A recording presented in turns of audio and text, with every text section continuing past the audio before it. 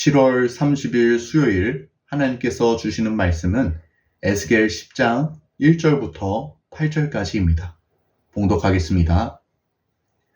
이에 내가 보니 그룹들 머리 위 궁창에 남보석 같은 것이 나타나는데 그들 위에 보좌의 형상이 있는 것 같더라. 하나님이 가는 베옷을 입은 사람에게 말씀하여 이르시되 너는 그룹 밑에 있는 바퀴 사이로 들어가 그 속에서 숯불을 두 손에 가득히 옮겨가지고 성읍 위에 흩으라 하시매 그가 내 목전에서 들어가더라. 그 사람이 들어갈 때에 그룹들은 성전 오른쪽에 서 있고 구름은 안뜰에 가득하며 여호와의 영광이 그룹에서 올라와 성전 문지방에 이르니 구름이 성전에 가득하며 여호와의 영화로운 광채가 뜰에 가득하였고 그룹들의 날개 소리는 바깥들까지 들리는데 전능하신 하나님이 말씀하시는 음성 같더라. 하나님이 가는 베옷을 입은 자에게 명령하시기를 바퀴 사이 곧 그룹들 사이에서 불을 가져가라 하셨으므로 그가 들어가 바퀴 옆에 서매 그 그룹이 그룹들 사이에서 손을 내밀어 그 그룹들 사이에 있는 불을 집어 가는 베옷을 입은 자의 손에 주매 그가 받아가지고 나가는데 그룹들의 날개 밑에 사람의 손 같은 것이 나타나더라. 에스겔이 환상 가운데 하나님의 영광을 목도합니다. 에스겔은 그룹들 머리 위에 있는 덮개 위에 청옥과 같은 보좌의 형상을 보게 됩니다. 그 놀라운 광경에 아마 에스겔은 입을 다물지 못하였을 것입니다. 그러나 이 모습을 단순히 놀라움으로만 받아들일 수 없는 까닭은 하나님이 예루살렘을 심판하시러 성소에 나타나셨기 때문입니다. 2절에 보니 하나님은 가는 베옷을 입은 사람에게 그룹 밑에 있는 바퀴 사이로 들어가 그 속에서 숯불을 두 손에 가득 움켜쥐고 성읍 위에 흩으라고 말씀하십니다. 일반적으로 성경에서 숯불은 불의와 죄악에 대한 하나님의 심판 또는 그 도구를 상징합니다. 긍정적으로는 죄악을 소멸하여 정결케 하는 역할도 함축하고 있지요. 어쨌든 중요한 것은 지금 예루살렘이 불로 심판당할 처지에 놓여 있다는 것입니다. 이 얼마나 두려운 일입니까? 그룹들 사이에서 나온 시뻘건 불꽃이 예루살렘에 흩뿌려지는 그 모습이 말입니다. 한편 베옷을 입은 사람이 숯불을 가지러 그룹 밑에 있는 바퀴 사이로 들어갈 때 그룹들은 성전 오른쪽에 서 있었습니다. 성전 오른쪽은 남쪽을 뜻하는데 이는 우상들이 세워져 있는 성전의 북쪽과 반대에 있는 위치입니다. 우리는 지난 8장에서 그 모습을 살펴본 바가 있습니다. 이웃과 에스겔은 하나님의 영광이 그룹에서 올라와 성전 문지방에 이르는 것을 보게 됩니다. 예루살렘 성전에 있었던 하나님의 영광이 이제 곧 성전을 떠나게 될 것입니다. 하나님과 그룹들은 성전을 떠날 준비를 하고 베옷 입은 사람은 불을 받아 나가는 모습으로 오늘 본문은 마무리가 됩니다.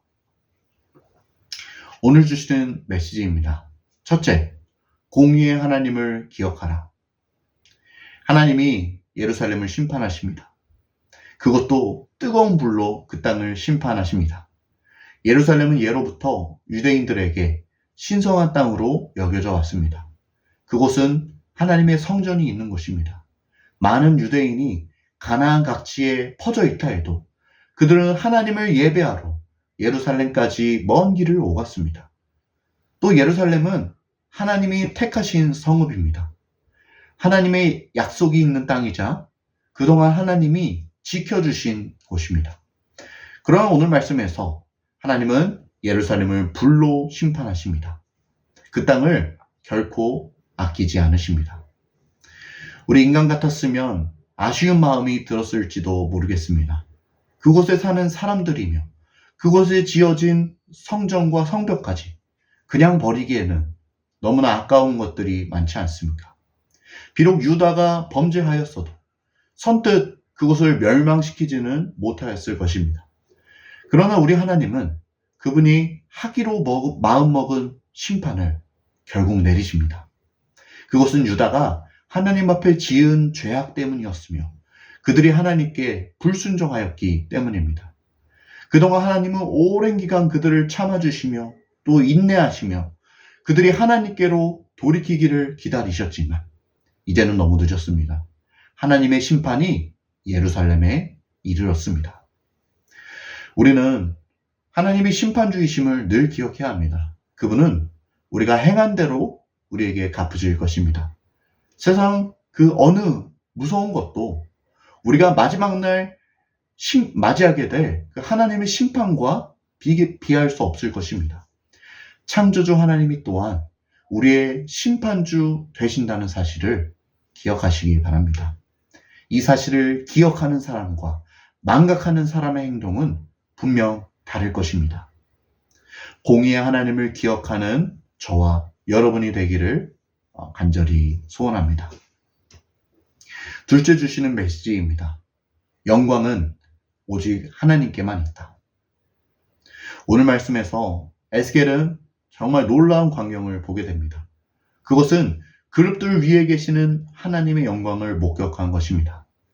이 에스겔 말씀을 읽으면서 참 궁금한 마음이 들지 않으십니까? 하나님의 보좌는 얼마나 빛이 날까?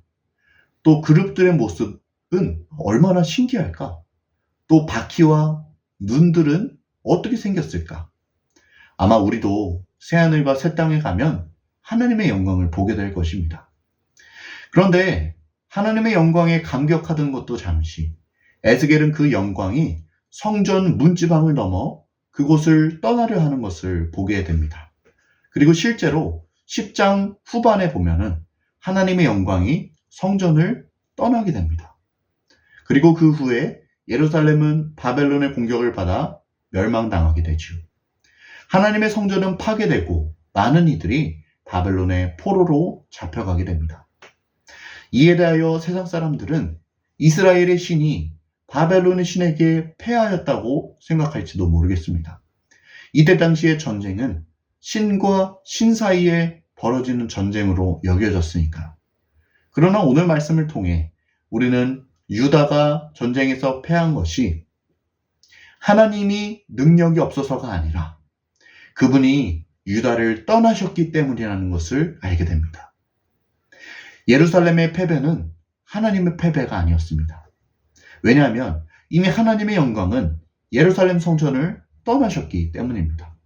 이제 그들에게는 더 이상 하나님의 영광이 비치지 않았습니다.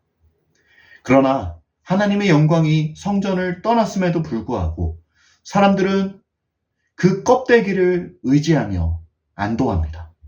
성전이 거룩했던 것은 하나님이 그곳에 함께 계셨기 때문인데 사람들은 이를 오해하여 성전 그 자체가 거룩하다고 생각했습니다. 성전이 그대로 서 있으면 자기들도 안전할 것이라 믿었습니다. 성전이 영광스러운 것이 아니라 영광의 하나님이 그곳에 함께 하셨기에 그 또한 영광스러운 것이었는데 말입니다. 그렇다면 오늘 우리의 삶은 어떠합니까? 여러분은 여러분의 삶이 영광스럽다고 생각하십니까? 거룩하다고 생각하십니까? 하나님이 여러분과 함께하고 계시는지를 생각해 보십시오. 우리의 겉모습이 아무리 화려하고 그럴듯한 모양을 가지고 있다 하더라도 하나님이 그 안에 계시지 않으시면 우리에게는 능력이 없습니다. 반면에 겉보기에는 보잘것없어도 하나님과 동행하는 사람들은 주께서 그의 삶에 주의 삶에 그 영광의 광채를 비추어 주십니다. 영광은 오직 하나님께만 있음을 기억하시기 바랍니다. 오직 주의 얼굴만 구하시기 바랍니다.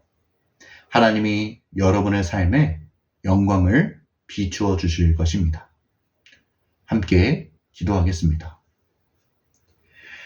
하나님, 오늘 우리에게 소중한 주의 음성 들려주시니 감사합니다. 하나님, 우리가 어떻게 살아야 하겠습니까? 우리가 늘 주님이 나와 함께 하시는지를 돌아보며 살게 하여 주시옵소서. 우리에겐 그 어떠한 능력도 영광도 거룩함도 없습니다. 모든 선하고 좋은 것들이 하나님께로 말미암음을 고백합니다. 주님, 우리와 함께하여 주시고 우리를 떠나지 마시고 우리를 버리지 말아 주시옵소서. 우리가 주님 앞에 회개하며 나아갈 때에 우리의 심령 가운데 다시 한번 찾아오시오. 우리의 주인이 되어 주시옵소서. 이렇게 오늘 우리가 주님과 동행하기를 원합니다. 우리의 기도를 들어주시고 우리와 함께 손잡고 동행하여 주시옵소서. 살아계신 예수 그리스도의 이름으로 기도드립니다. 아멘.